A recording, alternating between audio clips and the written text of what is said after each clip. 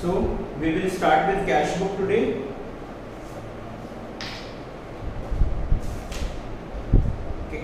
Cash book. What do you mean by cash book? Cash book, first of all, it is a book of journal entry और subsidiary books. अपन जो first time entries record करते हैं वो किस में record करते हैं? Books of original entry, that is known as journal.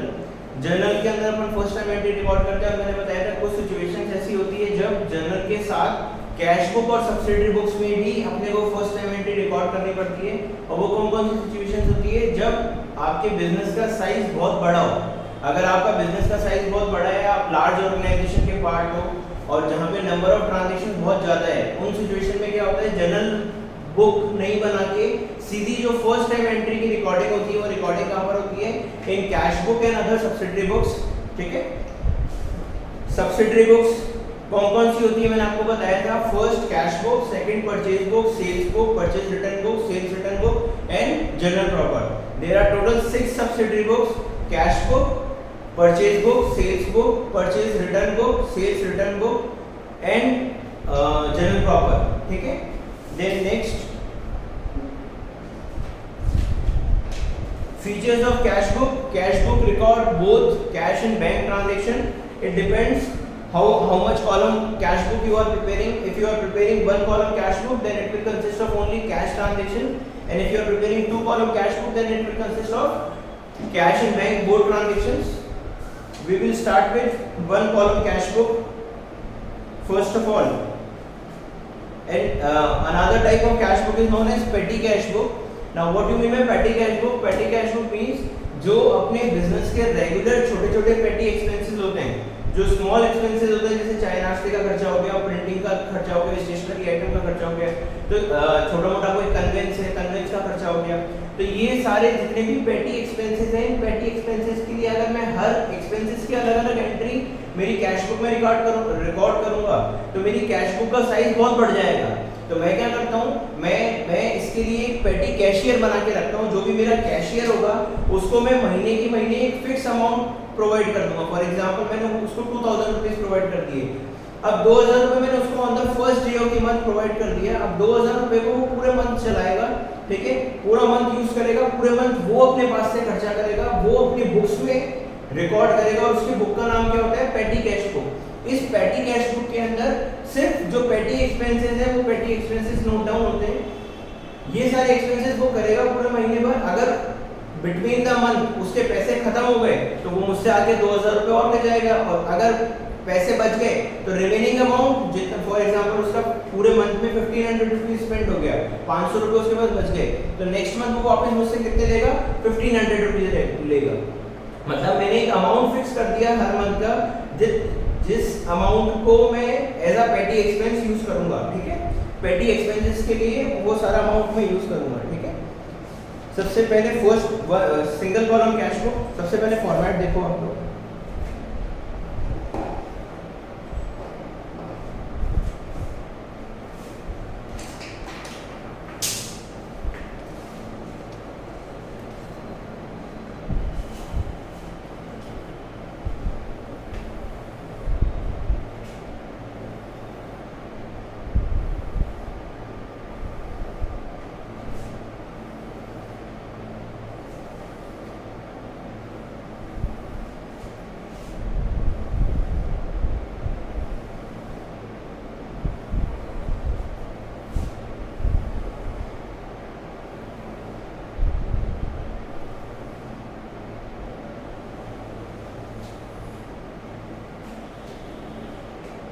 देखो ये है आपकी कैश बुक का format.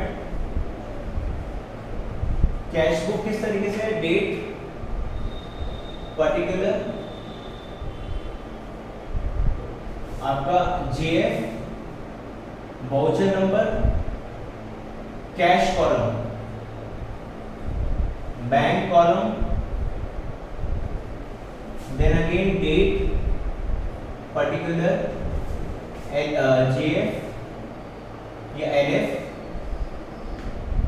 Voucher number, cash column and bank column.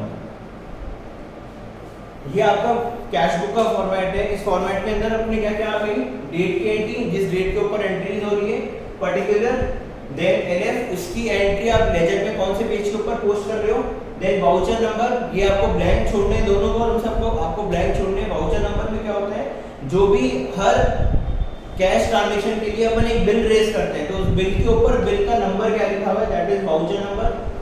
Then cash column, if we are doing transaction with cash तो कैश कॉलम के अंदर आ जाएगी। If we are doing transaction with bank और चेक तो बैंक कॉलम में आ जाएगा। ये हो गई आपकी डेबिट साइड, ये हो गई आपकी क्रेडिट साइड,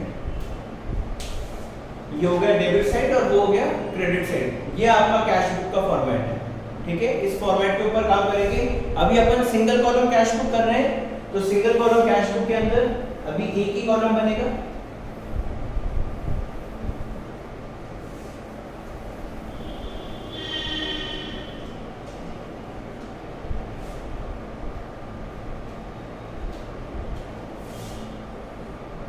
ये मैंने बना दिया कैश कॉलम, यहाँ पे भी ये मैंने बना दिया cash column. Now first question,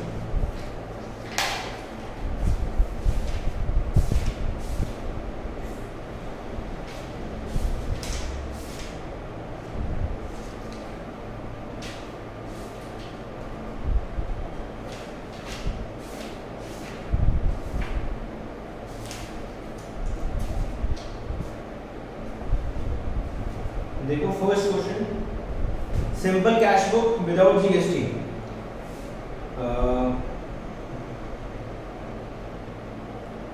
single column मैंने first question, enter the following transaction in the cash simple cash book of Amar.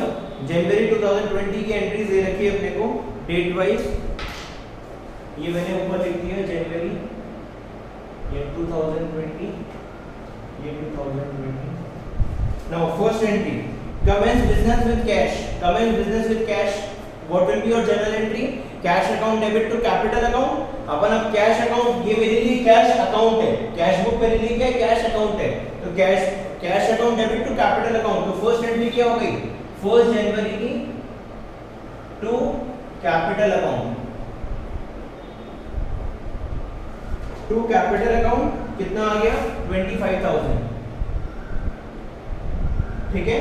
Then next, bought goods for cash, मैंने गुड्स खरीदे फॉर कैश। अब देखो कैश बुक का एक trick point बता देता हूं, जब भी आपके पास बिजनेस में पैसा आ रहा है, जब भी आपकी बिजनेस में पैसा आ रहे हैं तो कहां पे रिकॉर्ड होगा, डेबिट साइड पे। जब भी आपके बिजनेस से पैसा जा रहा है तो कहां रिकॉर्ड होगा, क्रेडिट साइड में, ठीक है।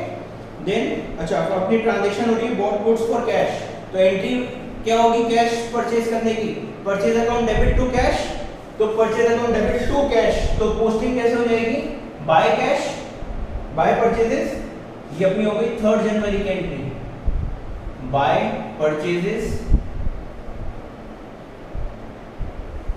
कितना आ गया 10,000।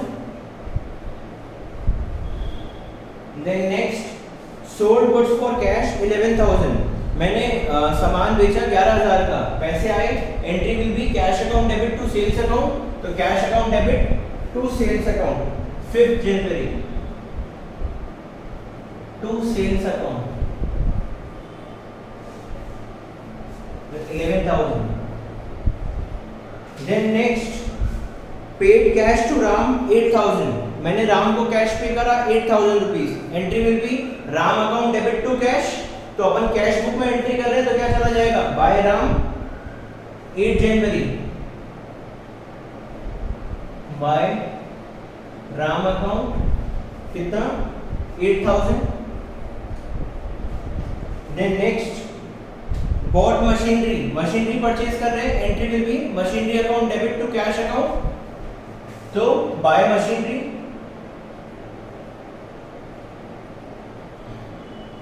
बाय मशीनरी अकाउंट कितना 9,000, कब की एंट्री है ये 11 जनवरी। Then next, paid carriage charges for bringing machine, मैंने मशीन लाने के लिए चार्जेस पे करे, क्या होगी एंट्री फटाफट, मशीन को बिजनेस में लेकर आने के लिए मैंने 200 रुपीज का कैरेज पे करा, किराया पे करा, what will be the general entry, quickly आवाज नहीं आ रही आपकी किसी की भी? Sir machine account debit to cash. Very good, machine account debit to cash. We will not charge these expenses in carriage account because ये मशीन के इंस्टॉल होने से पहले के खर्चे हैं. मशीनरी के इंस्टॉलेशन तक के जितने भी खर्चे होते हैं वो खर्चे किस में आते हैं? उसकी कॉस्ट के अंदर ऐड ऑन हो जाते हैं. तो जो एक्सपेंसेस मैंने उसको मशीन को लेकर आने के लिए करे वो उसकी मशीन की कॉस्ट में ऐड हो जाएंगे. तो entry will be machine account debit to cash. Very good. Buy machinery 13 January, buy machinery account 200 rupees. Then next, paid wages 2000. मैंने wages पे करे 2000 rupees के on 15 January. ये 15 January को मैंने wages पे करे, buy wages 2000. Then next, goods sold to Mohan for cash. I have sold goods to Mohan for cash. Entry will be cash account debit to sales account. So cash account debit to sales account. How much? 7,500. Then next, paid rent rupees 2,000. We have paid rent of rupees 2,000. Entry will be rent account debit to cash. 19 January, buy rent. All the payments are to be written on the credit side and all the income received, payment received on the debit side. Buy rent, how much? 2,000 rupees. Then next, withdrew cash for personal use 2,500. I have withdrew cash for personal use. Entry will be drawings account debit to cash. Drawings account debit to cash on 21st January. Buy drawings. Buy drawings account amount 2,500. Then next, bought goods from Ram. Bought goods from Ram. Now again, bought goods from Ram. Entry will be purchase account debit to Ram account. It is not a cash transaction. A personal account with nominal account and cash account is not mentioned. So this entry will be a credit transaction. Entry will be purchase account debit to cash. Purchase account debit to Ram account. If it is a credit transaction, then it will not come in cash book. Only cash transactions, cash payment, cash transactions are recorded in the cash book. No credit transactions are recorded in the cash book. So we will ignore this entry. Then next, on 25th January, paid interest rupees 1,500. We have paid interest of rupees 1,500. Entry will be interest account debit to cash account on 25th.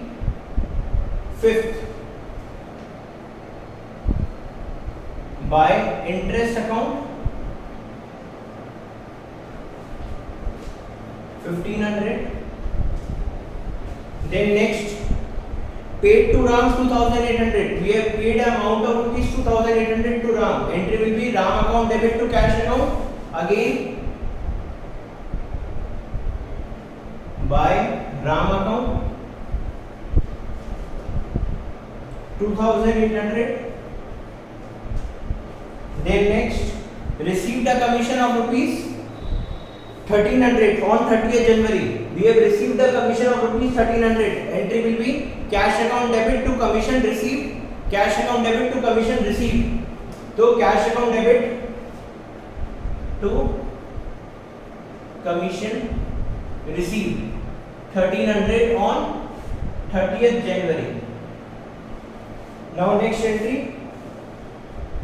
Sold goods to Raman 5,000, of which he gave 2,000 on the spot. We have sold goods of rupees 5,000 to Raman, on which 2,000 he is paid on the spot. 2,000 is paid on the spot means the remaining 3,000 is on credit. So we will ignore the credit transaction and we will record only the cash transaction. Entry will be cash account debit to sales account. So cash account debit to sales account. 2000 rupees on 30th January. Now all the transactions are over. Now we will balance the account. We will balance the account means how we will do balancing? Just add the debit side, do the totaling, keep the total on the credit side and mark the difference amount as by balance CD. Now listen, अगर केवल cash book बना रहे हैं, अगर केवल simple cash book बना रहा हूं या डबल कैश बुक भी बना रहा हूं, उसमें कैश कॉलम का बैलेंस हमेशा ध्यान रखना, कैश कॉलम का बैलेंस हमेशा डेबिट साइड का ज्यादा आएगा, क्रेडिट साइड का कम आएगा। अगर मैं कैश बुक बना रहा हूं, वो भले ही सिंगल कॉलम कैश बुक हो या डबल कॉलम कैश बुक हो, जो भी कैश कॉलम होगा, कैश कॉलम के अंदर हमेशा डेबिट साइड का टोटल ज्यादा आएगा, क्रेडिट साइड का टोटल कम आएगा। क्यों? कैश कभी भी नेगेटिव में नहीं हो सकता। मेरे पास में 500 रुपीज हार्डकोर कैश है तो मैं 500 रुपीज का सामान लेकर आ सकता हूँ। मैं 500 रुपए में 600 रुपए का सामान नहीं खरीद के आ सकता इन कैश, वो मुझे फिर क्रेडिट पे कराना पड़ेगा। तो कैश कभी भी नेगेटिव में नहीं जा सकता, इसलिए कैश बैलेंस हमेशा क्या होगा? डेबिट। मगर if you are preparing double column cash book, अब cash book with bank column, तो इट माइट बी पॉसिबल कि बैंक कॉलम के अंदर आपका कोई केसेस, कोई क्वेश्चन ऐसा आए जिसमें डेबिट साइड का बैलेंस कम हो और क्रेडिट साइड का बैलेंस ज्यादा हो, क्योंकि अपन बैंक से ओवरड्राफ्ट ले सकते हैं। अगर मेरे बैंक में 10,000 रुपीज पड़े हैं और मैंने किसी को 14,000 का चेक इशू कर दिया, तो अगर मेरी बैंक में गुडविल अच्छी है तो बैंक उस चेक को ऑनर करेगा। मतलब बैंक उस चेक को डिसऑनर नहीं करेगा, पेमेंट फेल नहीं करेगा, वो बैंक उस चेक को ऑनर कर देगा। मेरे अकाउंट में बैलेंस कितना रह जाएगा? -4,000। तो वो -4,000 का बैलेंस बैंक में पॉसिबल है, कैश में वो पॉसिबल नहीं है। तो कैश में हमेशा डेबिट साइड का टोटल ज्यादा आएगा। बिना दिमाग लगाए डेबिट साइड का टोटल करो और वो टोटल दोनों साइड लिख दो, क्योंकि हमेशा ये वाला टोटल ही ज्यादा आएगा। मगर बैंक कॉलम की जब भी कैश बुक बनाओगे, बैंक कॉलम वाली कैश बुक के अंदर पहले दोनों साइड का टोटल एक बार रफ में करना कि किस साइड का टोटल ज्यादा आ रहा है। फिर जो भी ज्यादा वाला टोटल है वो टोटल अपन दोनों तरफ लिखेंगे और जिस भी साइड में टोटल कम है वहां पे डिफरेंस अमाउंट निकाल देंगे। जैसे अभी इस क्वेश्चन के अंदर देखो, अपना डेबिट साइड का टोटल आ रहा है, टोटल 25,000 प्लस 11,000 36, 36 प्लस 7 43, 44 45 46, 46,800, 46,800। तो 46,800 आ रहा है, तो यहाँ का टोटल भी कितना आएगा? 46,800। अब एक्चुअल टोटल निकालो। अभी तो अपन ने जो डेबिट साइड का टोटल था वो क्रेडिट साइड में नोट डाउन कर दिया। अब एक्चुअल टोटल निकालो। एक्चुअल टोटल कितना आ रहा है? 10,000 plus 8,000 plus 9,000 plus 200 plus 2,000 plus 2,000 plus 2,500 plus 1,500 plus 2,800। Actual total is 38,000। ठीक है, और अपन ने लिखा कितना है नीचे? 46,800। तो जो भी डिफरेंस अमाउंट है वो डिफरेंस अमाउंट कहाँ चला जाएगा? बाय बैलेंस सीडी के अंदर। तो 38,000 minus 46,800, 8,800, this will be a balance amount. ठीक है, यहाँ पे आपकी कैश बुक एंड हो गई। अब आपको कैश बुक यहाँ पे ही नहीं छोड़नी, हमेशा कैश बुक का क्वेश्चन आएगा तो कैश बुक किस तरीके से करनी है?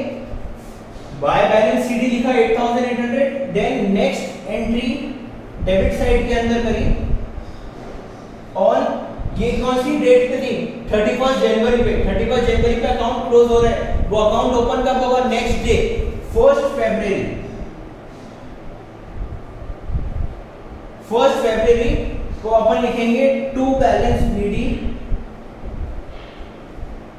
8,800। ये एंट्री लिख के अपने को क्वेश्चन को छोड़ना है। समझ आ रहा है?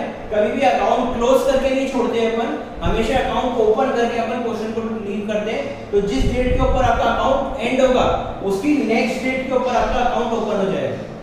मतलब जो भी उस मंथ की नेक्स्ट मंथ की फर्स्ट डेट होगी उसके ऊपर वो अकाउंट ओपन हो जाएगा। ठीक है, तो 1 फरवरी को अपन ने एंट्री कर दी टू बैलेंस मीटी और वो अमाउंट जो है वो कॉपी कर दिया। ये आपका कैश बुक का क्वेश्चन है। ठीक है,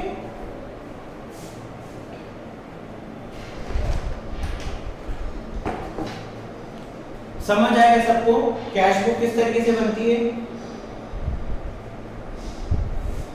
मैं वीडियो ऑफ कर देता हूं एक मिनट।